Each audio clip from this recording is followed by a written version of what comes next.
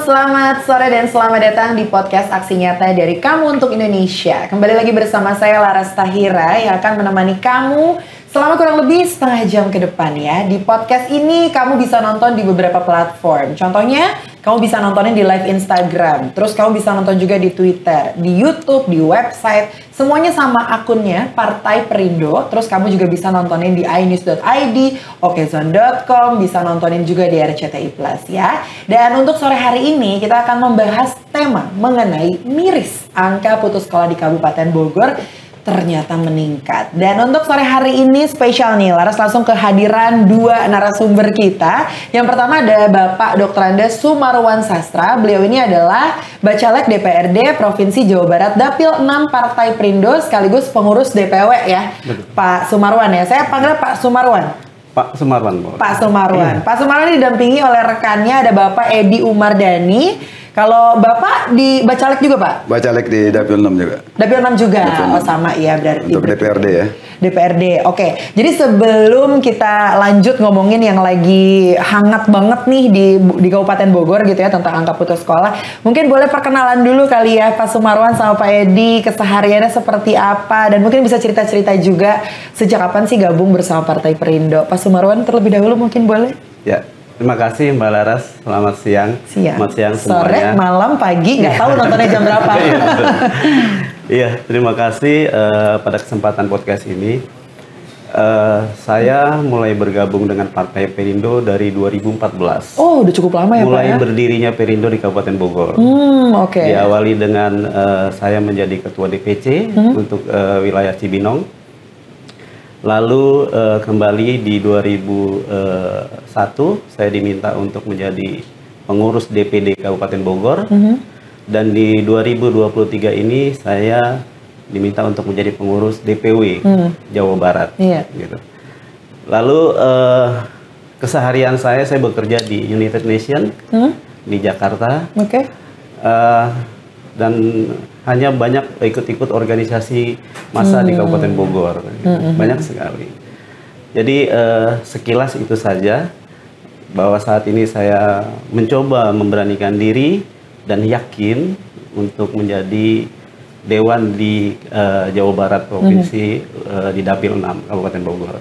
Oke, jadi memang suka berorganisasi gitu. Betul, ya. Pak Edi juga organisasi juga nih kegiatannya? Alhamdulillah ya. Berorganisasi juga. Perkenalkan dulu ya Mbak. Ya, makasih Mbak Laras. Nama saya Umardani sebenarnya. Jadi ada yang bilang Edi atau Endang nggak apa-apa. Jadi saya juga bergabung di DPD sebagai wakil ketua Kordapil semenjak saya pensiun dari PNS ya. Baru saya berorganisasi. Pertama saya mendirikan bersama teman-teman organisasi Korni ya. Komite Relawan Nasional Indonesia di Kabupaten Bogor. Kemudian setelah itu kami bergabung dengan teman-teman DPD khususnya di Partai Perindo. Dan kami juga bersama-sama teman-teman untuk bagaimana mencapai Pak ya, untuk perwakilan dari Partai Perindo untuk duduk di bangku DPRD. Iya, oke. Jadi kegiatannya kurang lebih sama ya Pak Edi sama Pak Marwan. Atau Pak Marwan. Pak Marwan gitu aja biar gampang ya, Pak Marwan dan Pak Edi gitu. Tapi biasanya kan kalau orang gabung ke partai, khususnya Partai Perindo, itu kan untuk kesejahteraan rakyat gitu ya. Ada yang ingin disuarakan, ada yang akan dijadikan goals nantinya gitu. Nah kalau boleh nanya nih, goals Pak Marwan sama Pak Edi untuk ada di Partai Perindo ini mau menyuarakan apa sih? Melihat di wilayah saya di Kabupaten Bogor, banyak sekali yang harus adanya pembenahan di segala sektor ya, gitu. Jadi salah satunya di pendidikan, kesehatan dan lingkungan gitu. Jadi karena kepedulian saya, maka saya terpanggil untuk mencoba menjadi anggota dewan. Mungkin dari jalur dewan itulah saya bisa menerima aspirasi rakyat dan menjalankan apa yang rakyat inginkan. Saya rasa seperti itu memang jalurnya. Lewat Perindo lah ini partai yang tepat buat saya untuk menjadi anggota dewan. Kalau Pak Edi?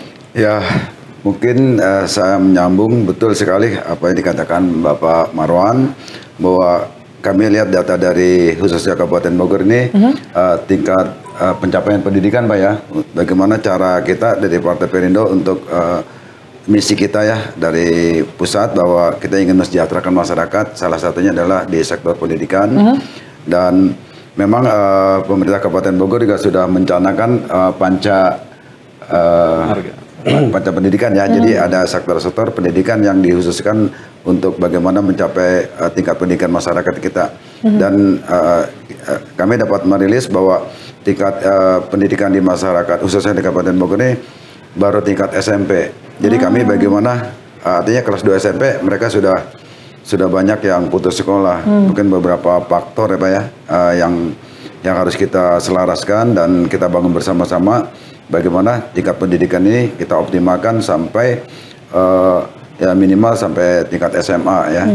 Nah untuk itu kami bekerjasama atau dari Partai Perindo mencoba untuk bagaimana mau menyelesaikan program tentang pendidikan dasar yang 9 tahun yang harusnya selesai sampai SMP, tapi ada beberapa kendala mengingat teritorial Kabupaten Bogor ini sangat luas. Nanti kami mencoba untuk menjembatani dan berusaha seoptimal mungkin agar pencapaian pendidikan lebih optimal lagi khususnya di Kabupaten Bogor. Oke, jadi kan bisa dibilang ini menjadi salah satu masalah yang ada di Kabupaten Bogor gitu ya. Dan sebesar apa sih permasalahan tentang pendidikan ini dan dari kapan sebetulnya ini diketahui? Jadi gini Mbak Laras, pasca pandemi adalah pokok utama yang menyebabkan pendidikan di Kabupaten Bogor ini sangat jauh drastis. Pasca pandemi ya? Pasca pandemi. Jadi sebelumnya memang sudah ada, ditambah lagi dengan pandemi yang hampir 2 tahun dan mungkin lebih ya. Perlu diketahui bahwa Kabupaten Bogor ini adalah penyangga ibu kota. Seharusnya Kabupaten Bogor ini siap dalam segala hal, khususnya pendidikan. Karena pendidikan adalah segala sesuatu yang bisa mencerdaskan bangsa, bisa memajukan bangsa ini gitu. Nah, di Kabupaten Bogor ini yang teritorialnya sangat luas, khususnya di wilayah pelosok-pelosok, itu terkendala sekali dengan kurangnya lokal atau kurangnya sekolah-sekolah, jarak yang menentukan. Lalu kemarin ini pandemi juga ada sistem daring, ya, di mana sistem daring ini membutuhkan mobile phone atau handphone, juga kendala seperti BTS yang ada di wilayah, sehingga signalnya tidak bisa terima, lalu ekonominya rakyat juga turun drastis. Banyak sekali petani dan buruh yang kehilangan pekerjaannya, sehingga secara ekonomi mereka tidak bisa memenuhi kebutuhan sekolah anaknya gitu. Jadi ini salah satunya, makanya saya mengharapkan Dinas Pendidikan Kabupaten Bogor ini lebih aware terhadap hal itu gitu. Mungkin kalau yang ada di ibu kota kabupaten atau di sekelilingnya itu tidak terlalu menjadi masalah, tetapi yang ada di pelosok ini yang harus menjadi pikiran. Makanya seperti tadi bahwa sekolah-sekolah seperti SMPN atau SMAN, SMK itu sangat sekali dibutuhkan oleh masyarakat. Karena apa? Sekarang ini yang dilakukan adalah sistem zonasi, sedangkan zonasi mereka sangat jauh. Gitu. Dan sistem zonasi ini pun harus dilakukan verifikasi oleh pihak sekolah, karena banyak juga pihak sekolah menerima sistem zonasi tidak benar-benar memverifikasi apakah betul siswa tersebut alamat dengan sekolah yang akan ditujunya itu jaraknya. Karena banyak juga yang jaraknya jauh keterima, yang jaraknya dekat tidak keterima. Nah itu salah satu yang harus diperhatikan. Saya rasa itu dulu. Itu kenapa ya kira-kira ya? Karena banyak kejadian tuh. Padahal sebetulnya satu lingkungan sama sekolahnya. Tapi kok bisa nggak masuk gitu. Nah, seperti contoh ya. Ada sekolah SMPN dengan SMKN atau SMAN itu berdekatan. Nah, ketika lulus mereka sudah pasti yang lulusan dari sekolah SMPN itu kan zonasinya dekat. Berarti hampir 100% mereka bisa diterima di sekolah itu, gitu. Nah, orang-orang yang rumahnya atau tempat tinggalnya jauh dari SMPN sebelumnya, itu sudah pasti akan terima. Nah, yang di lingkungannya itu sendiri malah enggak. Makanya kami mengharapkan pihak sekolah itu bekerja sama dengan dinas pendidikan meng-cross check ulang zonasinya gitu. Kadang mereka punya prestasi, ekonominya susah, tetapi tidak diterima. Lalu mereka harus mencari sekolah-sekolah swasta, sedangkan sekolah swasta biaya pendidikan di Kabupaten Bogor itu sangat tinggi. Akibat dari ini semua akan menjadi anak-anak yang tidak sekolah, gitu. Nah, pengangguran atau ketidaksekolahan ini anak-anak ini mempengaruhi kecerdasan. Makanya saya mengharapkan benar-benar pemerintah atau dinas pendidikan Kabupaten Bogor ini mereview ulang tentang hal ini. Ya, kalau saya sih sebetulnya kalau ngomongin soal zonasi sendiri ya, sebetulnya agak gimana. Apalagi di Kabupaten Bogor, setahu saya belum rata sekolahnya gitu ya, dari SD, SMP sampai SMA gitu. Bagaimana dengan anak-anak yang memang rumahnya di pelosok, yang memang belum ada fasilitas sekolah di situ gitu. Nah, untuk Kabupaten Bogor sendiri, kalau nggak salah juga ada permasalahan seperti itu ya, infrastrukturnya dan sebagainya. Betul. Saya tambahkan dikit Pak Marwan ya. Ya, betul sekali apa yang dikatakan Pak Marwan bahwa penyerapan pendidikan sekarang ini kalau kita anggap belum merata karena memang masyarakat juga terfokus dengan pendidikan yang murah atau gratis seperti di sekolah negeri ya. Nah, harapan kami juga bahwa di lingkungan Kabupaten Bogor ini alangkah indahnya kalau memang sekolah negeri ini diperbanyak. Karena saya lihat sendiri bahwa ada satu kecamatan, ada beberapa sekolah negeri aja, sehingga mereka berbondong-bondong untuk masuk ke negeri dengan harapan ya tadi seperti itu Pak ya, dengan bisa terjangkau dan segala macam, sehingga tidak membaurnya masyarakat kita yang tujuannya ke situ akhirnya lari ke swasta dengan terpaksa karena biayanya cukup mahal. Inilah mungkin kami mencoba menjembatani, insya Allah Pak ya, kalau memang kita tadi berkolaborasi dengan pemerintah daerah untuk lebih meningkatkan sekolah-sekolah negeri khususnya di tingkat kecamatan, sehingga dapat terjangkau oleh masyarakat yang ada di pelosok-pelosok untuk masuk sekolah. Harapan kami seperti itu. Jadi sebetulnya untuk penyelesaiannya adalah ditambah lagi sekolahnya supaya bisa lebih merata gitu kan. Dan seperti kita tahu juga ya, wajib sekolah itu kan di 12 tahun tuh minimal ya. Minimal 12 tahun sampai lulus SMA itu udah wajib sekolah di Indonesia ini gitu. Tapi ini ada data yang bilang ya, untuk di Bogor sendiri itu rata-ratanya cuman sampai 8,4 tahun. Itu angka 8,4 tahun itu diambil secara keseluruhan. Ini ada datanya juga ya, by the way ya, dibawa sampai di. Nah, 8,4 itu setara dengan kelas 2 SMP, Mbak. Iya, 2 SMP. Iya. Jadi banyak sekali yang perlu diperhatikan, seperti pertama, kualitas bangunan atau lokal sekolah yang sudah ada, walaupun itu sekolah negeri, bangunannya sudah banyak yang rusak. Ya, lalu kualitas guru. Ya, kualitas guru yang terkadang satu guru memegang beberapa mata pelajaran, diborong gitu. Ya, tuh lalu upah yang masih rendah. Upah guru yang masih rendah. Bisa disurvei ke bawah bahwa upah guru itu masih lebih rendah daripada UMR atau upah buruh. Ini honorer? Iya, honorer betul sekali. Tapi perlu lagi diperhatikan hal itu gitu Mbak. Kadang-kadang kita mau menyekolahkan anak walaupun lingkungan kita jauh dari pusat kota, tetapi kita ingin menyekolahkan anak itu di sekolah yang berkualitas, gitu kan. Sedangkan ada sekolah di dekat kita ini yang seperti saya bilang lokalnya sudah rusak dan segala macam. Makanya mereka mencoba menjadi sekolah swasta atau pesantren-pesantren gitu. Nah, di sini saya mengharapkan sekali lagi bahwa pemerintah harus memperhatikan bangunan sekolah, kesejahteraan guru, dan kualitas gurunya itu. Seperti itu. Itu kan SDM di sekolahnya yang gitu ya, guru dan fasilitas di sekolahnya itu sendiri gitu. Tapi kalau dari siswa-siswanya gitu, sebetulnya yang membuat mereka akhirnya putus sekolah rata-rata gara-gara apa sih? Apa karena faktor keluarga? Kalau ekonomi mungkin masih bisa ditolong ya, karena kan sebetulnya kalau masuk sekolah negeri itu sudah gratis gitu ya. Nah, kira-kira untuk di Kabupaten Bogor sendiri apa nih faktor utama yang membuat mereka putus sekolah?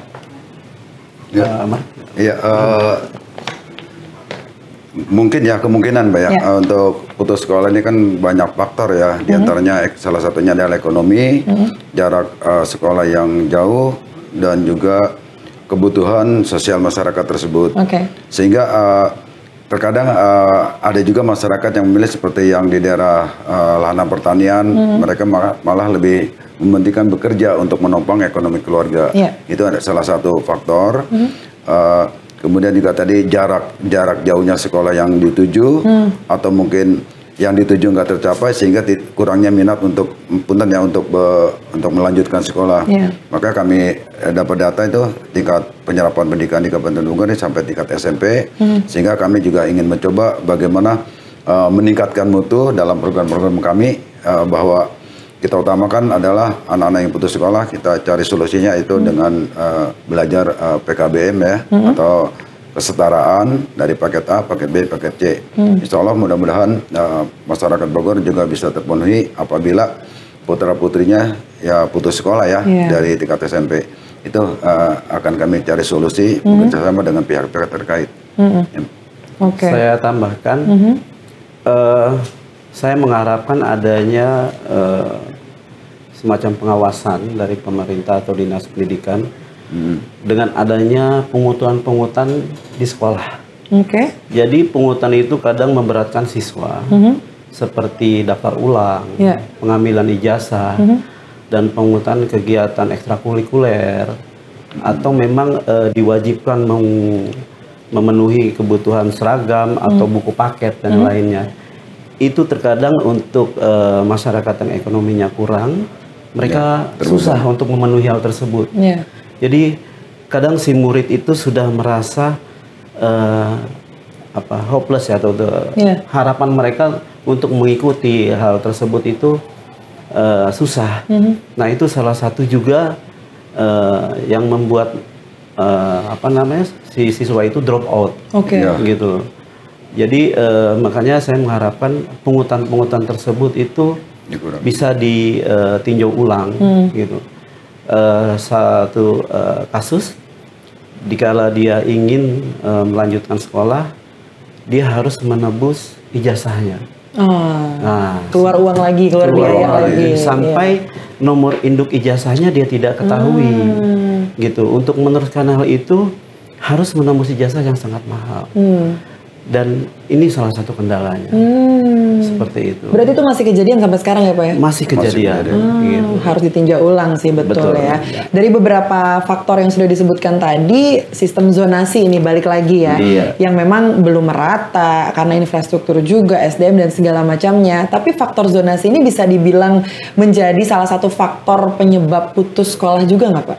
Bisa juga Bu. Gitu. Jadi gini, mereka yang ekonominya menengah ke bawah mengharapkan anaknya bisa diterima di sekolah negeri, gitu, dengan sistem zonasi.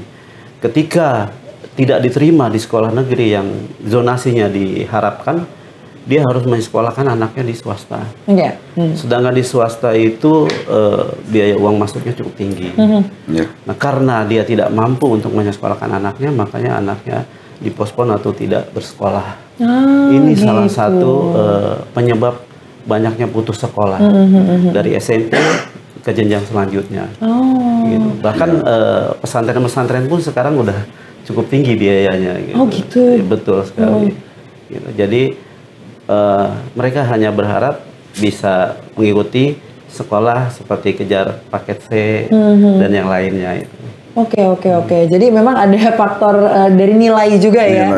Mereka nggak bisa masuk ke sekolah negeri, akhirnya harus mau nggak mau ke swasta, tapi balik lagi kendalanya biaya gitu. Berarti apa dong kalau menurut Pak Marwan sama Pak Edi nih, dari pemerintah sendiri ya khususnya, yang harus dilakukan, yang harus dibenahi gitu untuk mengatasi angka putus sekolah di Kabupaten Bogor khususnya? Pertama-tama pemerintah harus aware dengan sampling sensus ekonomi ya, sampai ke seluruh pelosok, lalu bisa menyetarakan antara wilayah dengan biaya sekolah yang akan diterima, lalu mengharapkan juga ekonomi di Kabupaten Bogor ini berjalan dengan baik, sehingga kekuatan ekonomi yang ada di orang tua bisa menyekolahkan anaknya. Jadi salah satu penyebabnya adalah kekurangan ekonomi dari orang tua murid. Karena saat ini pun kami mencoba dengan beberapa LSM mengadakan pelatihan-pelatihan untuk anak-anak yang putus sekolah. Oh, pelatihan apa tuh Pak? Pelatihan seperti menjahit. Oh, keterampilan lah ya? Keterampilan, betul sekali. Lalu setelah itu kita akan salurkan ke perusahaan-perusahaan di lingkungan mereka. Jadi ini salah satu manfaat juga buat mereka. Tapi itu dengan catatan mereka harus lulus sekolah dulu atau seperti apa? Betul, harus lulus sekolah. Tetapi ada juga yang dari tingkat SMP ke atas itu yang tidak bisa sekolah, kita tetap mengkaryakan mereka. Karena mereka adalah anak bangsa. Iya. Dan yang lebih penting lagi adalah Kabupaten Bogor ini penyangga ibu kota loh, gitu kan, sangat dekat sekali. Jadi diharapkan memang Kabupaten Bogor ini anak didiknya itu bagus-bagus semua. Dan saya juga menghimbau agar sekolah-sekolah SMP kepada guru-gurunya di saat di kelas 3 untuk ke SMA tidak ada lagi yang namanya katrol nilai. Katrol nilai. Betul. Untuk anak muridnya bisa diterima di SMAN, mereka mengkatrol nilai. Itu salah satunya. Sedangkan di sekolah lain yang jujur-jujur aja tidak bisa keterima. Sedangkan anak itu cukup cerdas. Seperti itu. Dari Pak Edi mungkin ada tambahan, mungkin sekaligus harapannya ke depannya seperti apa? Ya, harapannya mungkin pertama kita ingin Bogor sejahtera. Pertama khususnya kita tingkatkan di bidang pendidikan dan kita kita minimkan masalah keputus sekolahan di tingkat SMP ya. Ini kita coba untuk mengembangkan dan mencoba untuk memberikan penalaran pada masyarakat untuk putra-putrinya untuk melanjutkan ke sekolah paket. Ini kami sudah menyiapkan Pak ya untuk sekolah paket ini biar daya serap pendidikan khususnya di Kota Bogor ini, di Kabupaten Bogor ini biar lebih meningkat. Ini sudah tentu pasti akan menambah kesejahteraan atau tingkat pendidikan di masyarakat khususnya Kabupaten Bogor. Oke, dan tentunya Sobat Aksi Nyata ini juga berkaitan dengan campaign Aksi Nyata dari Kamu untuk Indonesia yang relate dengan movement yang dijalankan oleh Partai Perindo ya. Produktif, solutif, modern, bersih, berintegritas, peduli dan juga turun tangan untuk Indonesia sejahtera. Makanya buat Sobat Aksi Nyata yang mungkin tertarik juga untuk bergabung bersama Partai Perindo yang ingin menyuarakan sesuatu gitu gemes gitu ya. Boleh langsung masuk aja ke websitenya di www.partaiperindo.com atau kamu bisa download juga aplikasi Partai Perindo di App Store atau Play Store atau tinggal scan barcode aja supaya lebih simpel ya. Sekali lagi terima kasih Pak Marwan dan juga Pak Edi sudah mampir di podcast Aksi Nyata. Semoga bisa memberikan insight banyak untuk yang nonton ya. Amin, dan tentunya terima kasih juga untuk Partai Perindo yang semakin bergerak dengan Aksi Nyata. Semoga Partai Perindo semakin sukses dan juga maju terus untuk Indonesia sejahtera. Salam Aksi Nyata dari Kamu untuk Indonesia. Laras Vera pamit dulu ya. Kita ketemu lagi di episode selanjutnya. Dadah. Marilah seluruh rakyat Indonesia, arahkan pandanganmu ke depan.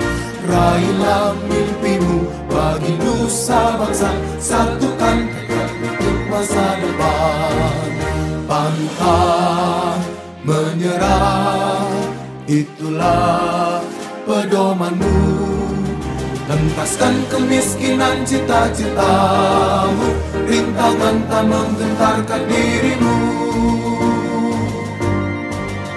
Indonesia maju, sejahtera tujuanmu, nyalakan api semangat perjuangan. Dengungkan gema, nyatakan persatuan.